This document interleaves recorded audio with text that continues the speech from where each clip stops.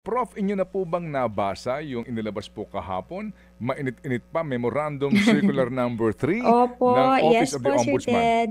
Go po. Go ahead, ma'am. Ano pong inyong obserbasyon dito po sa panuntunan po ng Ombudsman? Unang-una po, of course, this is a welcome development. Although, kung titingnan rin po natin yung konteksto nito, dapat lang naman na i-lift yung restrictions noong previous memo under Martires. Kumbaga, ang tingin ko po dito, it's minimum siya na dapat ginawa or matagal nang ginawa ng Office of the Ombudsman.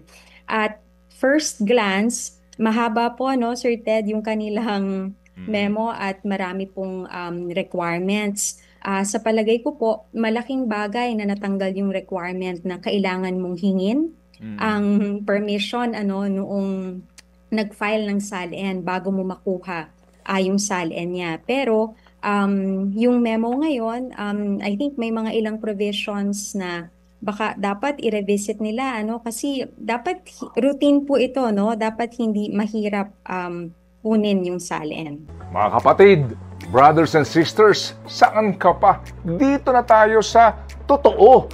Dito na tayo sa True FM. Mga kapatid, mag-subscribe and follow po kayo sa social media accounts ng True Network PH. Yan po kami. Hanapin nyo lang True Network PH, Facebook, Instagram, YouTube, TikTok, and podcast.